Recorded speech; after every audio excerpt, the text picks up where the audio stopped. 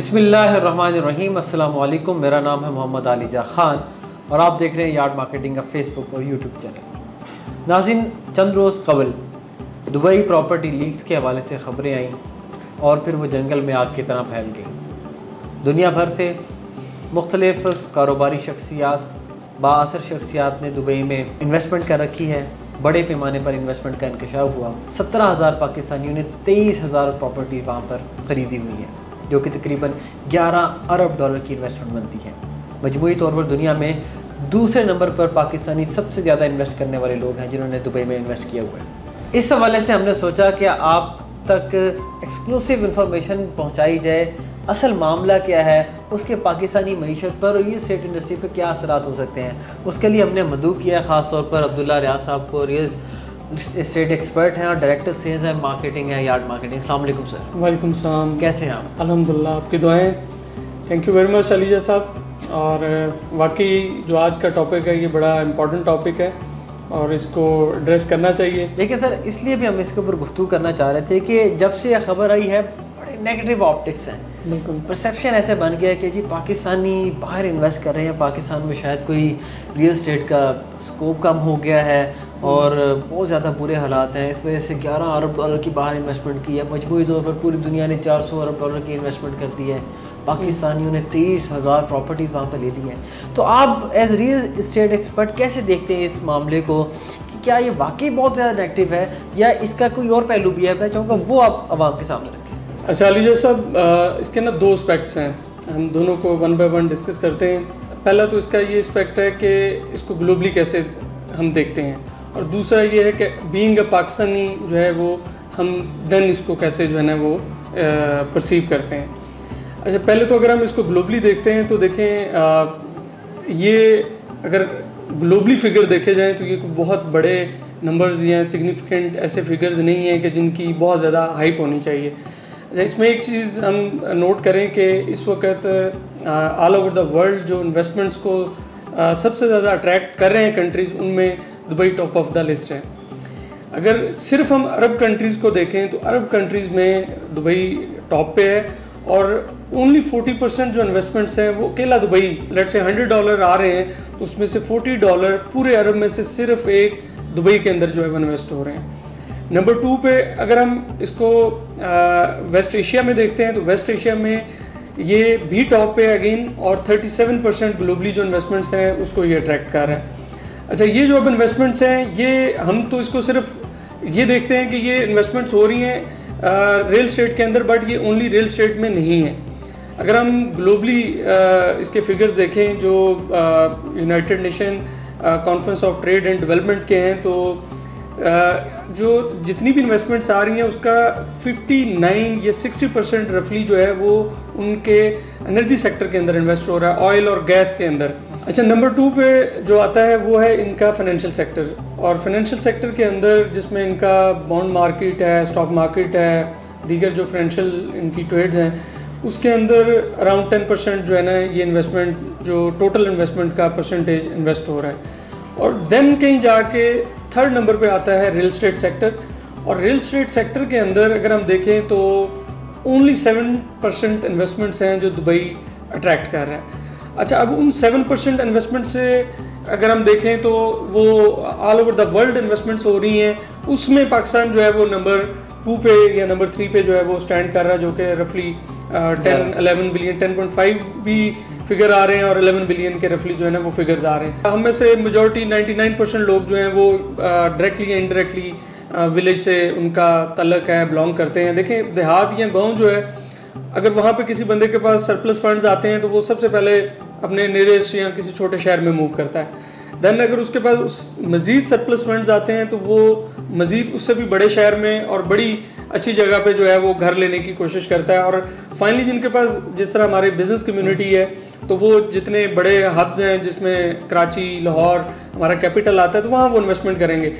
और इस पे भी अगर इससे भी बढ़ जाते हैं तो जो बड़े बिजनेसमैन हैं वो आपने देखे होंगे उनकी इन तमाम सिटीज़ के अंदर भी इन्वेस्टमेंट्स होंगी, और जो इनसे भी अबव चला जाता है तो वो डेफिनेटली उसका जो बिज़नेस होगा वो सिर्फ पाकिस्तान की हद तक ही लिमिटाइज नहीं होगा, जिसमें मैं चंद के नाम लेता हूँ, जिनमें शरीफ फैमिली है, सदरुद्दीन हाशवानी है, मियां मंशा है, मलिक रियाज XYZ, कोई भी ऐसा बड़ा नाम ले लें।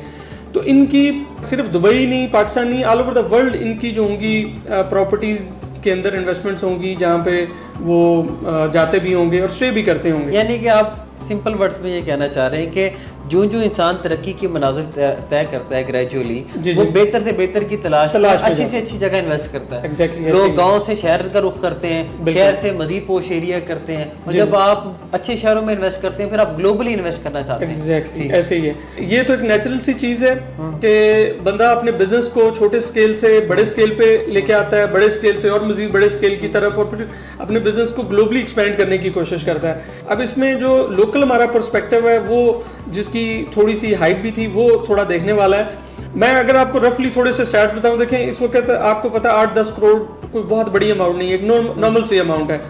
अगर हम इन 10.5 या 11 बिलियन डॉलर को PKR में कन्वर्ट करते हैं और ऑन एवरेज अगर एक प्रॉपर्टी 8 to 10 करोड़ की कंसिडर करते हैं, तो ये हार्डली 3000 प्रॉपर्टीज बनती हैं। अभी आपने जो फिगर कोट किया है वो ये है कि 17,000 पाकिस्तानियों ने 23,000 प्रॉपर्टीज बाय की हैं। तो उसके अगर कंपैरिजन में देखें तो ये बिल्कुल छोटी सी इन्वेस्टमेंट। आप जिस तरह हमारे यहाँ आप देखें कि किसी ने कुछ छोटा मोटा प्लॉट लिया होगा इंस्टॉलमेंट पे, किसी ने फ्लैट लिया होगा, किसी ने इस्लामाबाद कैपिटल या DHA में बड़ी प्रॉपर्टी या कमर्शियल बिल्डिंग्स परचेज की होंगी, तो इसी तरह हर बंदे ने अपनी कैपेसिटी के अकॉर्डिंगली किसी ने छोटी इन्वेस्टमेंट्स की हैं, किसी ने बड़ी की हैं, किसी ने उससे बड़ी की हैं। अब इसमें देखिए पॉइंट जो सबसे इम्पॉर्टेंट है वो ये है कि बिजनेसमैन के लिए ना, ऑल दो मुल्क की लॉयल्टी ये सारी चीज़ें मैटर करती हैं, बट उसके लिए अपॉर्चुनिटी सबसे ज़्यादा जो है ना वो इम्पॉर्टेंट होती है, जो उसको अट्रैक्ट करती है। अब इस वक्त अनफॉर्चुनेटली पाकिस्तान में जो पिछले 1-1.5-2 साल से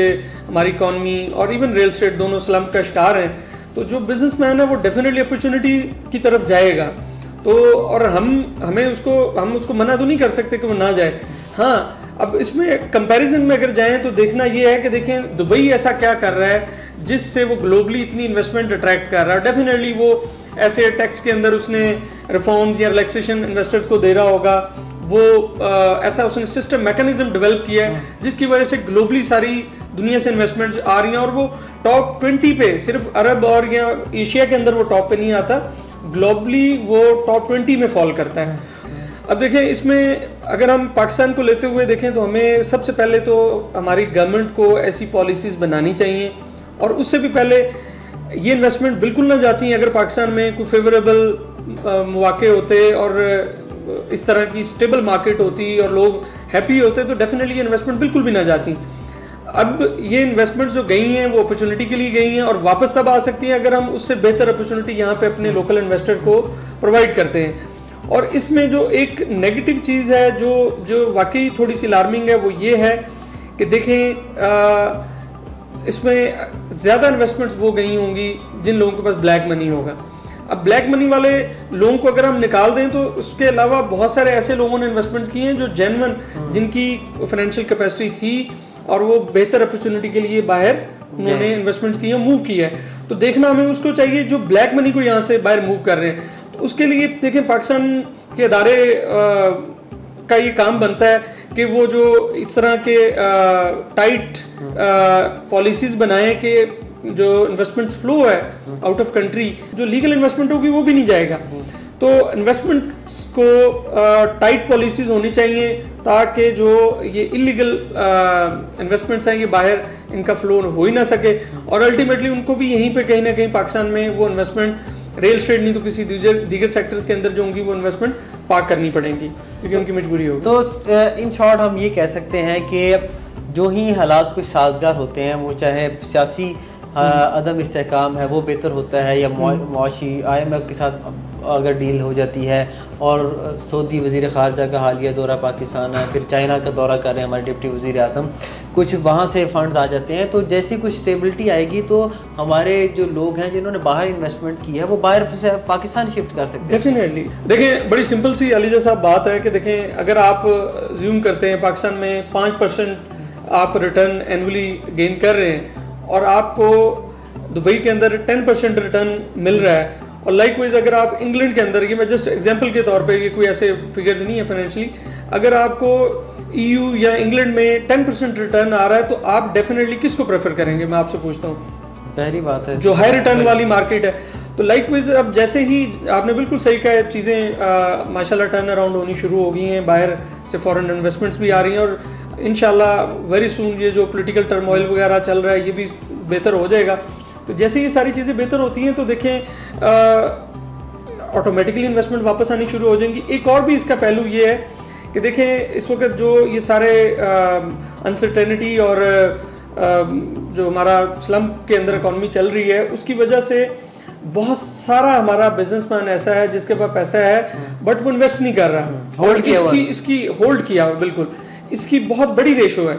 अब देखें कि उसके लिए हमें क्या करना चाहिए कि इसके लिए हमारे जो स्टेट बैंक है उनको इंटरेस्ट रेट को कट करना चाहिए, और इंटरेस्ट रेट डेफिनेटली अगर एक बंदा पूरी अपनी एफर्ट भाग दौड़ करने के बाद जाके 20-25% रिटर्न गेन कर रहा है और उसको बगैर कुछ किए, बगैर किसी पेन के, फ्री ऑफ कॉस्ट जो है रिटर्न आ रहा है, तो वो डेफिनेटली उसकी तरफ ज़्यादा वो अट्रैक्ट होगा।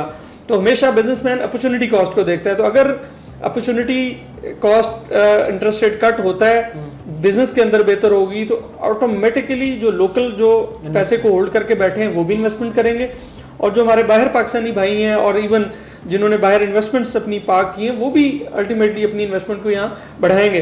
तो वो उनका सिर्फ हमें माइंडसेट वो उनको वो प्लेटफॉर्म वो मौके फराहम करने चाहिए ताकि वो अपनी इन्वेस्टमेंट को यहाँ पार्क करें, और ये डेफिनेटली इदारों का काम है, जैसा हमने पहले भी डिस्कस की है। तो इदारे जैसे ही ऐसी चीज़ें करते हैं तो इंशाल्लाह ये चीज़ें बेहतर हो जाएंगी। बहुत शुक्रिया अब्दुल्ला साहब, हमने कोशिश की कि एक दूसरा पहलू आवाम के सामने पेश करें, क्योंकि एक ही तरह का इंफॉर्मेशन फ्लो है जो आवाम तक पहुंच रहा है जो बड़ा नेगेटिव है। जिस तरह अब्दुल्ला साहब ने बताया कि it's just a matter of time, तो ये मामला बेहतरी की तरफ जा रहे हैं, और जो ही कुछ इंटरेस्ट रेट कम किया जाता है तो ये पाकिस्तान में दोबारा से हालात साजगार हो सकते हैं। अब तक के लिए इतना ही उम्मीद करते हैं ये वीडियो आपको पसंद आई होगी। यार्ड मार्केटिंग का पेज लाइक करें, शेयर करें, और मोहम्मद अलीजा खान को इस उम्मीद के साथ कि आप अपना बहुत ख्याल रखेंगे दीजिए इजाज़त। अल्लाह हाफ़िज़।